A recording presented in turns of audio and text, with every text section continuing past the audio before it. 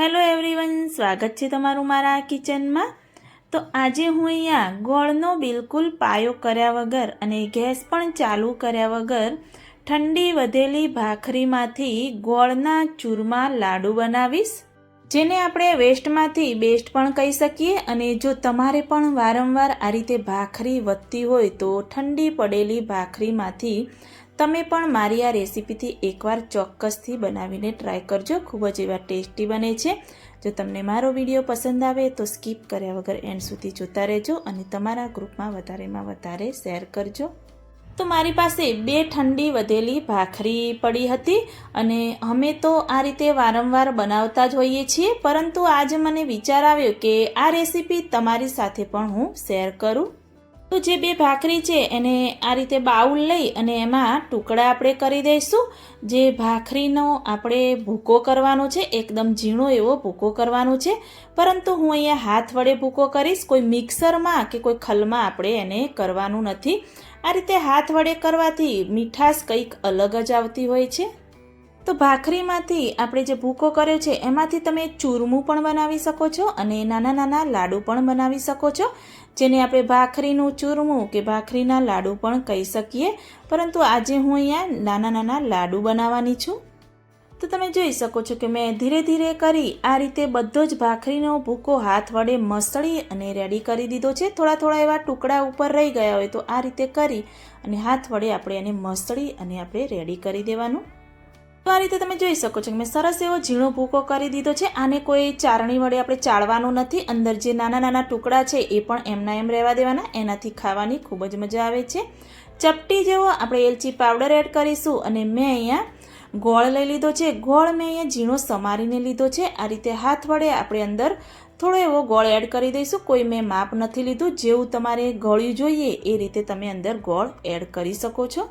ગોળ અને એલચી પાવડર એડ કરી ભાખરીના ભૂકામાં હાથ વડે એકદમ મસળી અને મિક્સ કરીશું, જેથી જે નાના નાના ગોળના ટુકડા હોય એ પણ સરસ એવા અંદર મિક્સ થઈ જાય। જો તમને ચૂરમું કે લાડુ ન ભાવતા હોય તો પણ એકવાર તમારી પાસે ભાખરી વધે તો ચોક્કસથી આ રીતે ટ્રાય કરજો, ખૂબ જ એવું ટેસ્ટી બને છે। તો આ રીતે મિક્સ થઈ જાય એટલે મેં અહીંયા વાડકીમાં ઘી લઈ લીધું છે। ઘી આપણે ગરમ કરેલું લેવાનું, થીજેલું ઘી હોય છે એ નથી લેવાનું। ઘી આપણે થોડું એવું એડ કરી આ રીતે મિક્સ કરીશું। ઘીનું પણ કોઈ માપ નથી, થોડું થોડું એડ કરતું રહેવાનું અને જરૂર પડે એ રીતે આપણે અંદર એડ કરવાનું। ઘી એડ કરીને પણ આપણે હાથ વડે જ મિક્સ કરવાનું છે, ચમચા વડે મિક્સ નથી કરવાનું। આ રીતે તમે મિક્સ કરશો એટલે બધું જ સરસ એવું મિક્સ થઈ જશે અને આ રીતે મુઠ્ઠી પડે એટલું આપણે અંદર ઘી એડ કરવાનું છે, એ પણ આપણે ખાસ ધ્યાન રાખવાનું। જો તમને થોડું એવું કોરું લાગે તો તમે ફરીથી થોડું ઘી એડ કરી અને આ રીતે બનાવી શકો છો। તો હું અહીંયા નાના નાના લાડુ બનાવીશ। જો તમે આ રીતે જ ચૂરમું બનાવીને પણ ખાવા માંગતા હોય તો પણ ચાલે। અમારા ઘરમાં જો ભાખરી વધી હોય તો વારંવાર આ રીતે હું લાડુ કે ચૂરમું પણ બનાવીને ઘરના લોકોને ખવડાવું છું, એમને ખૂબ જ એવું ટેસ્ટી લાગે છે અને ખૂબ જ એવું ભાવે છે અને એકદમ ઓછી મહેનતમાં લાડુ બની અને તૈયાર થઈ જાય છે। તો આ રીતે બનાવી અને તમે તમારા ઘરના સભ્યોના ટિફિનમાં કે લંચ બોક્સમાં પણ બનાવીને આપી શકો છો। આ રીતે હું બધા જ લાડુ બનાવી રેડી કરી દઈશ। તો તમે જોઈ શકો છો કે 9 થી 10 લાડુ બની અને નાના નાના આપણે રેડી કરી દીધા છે।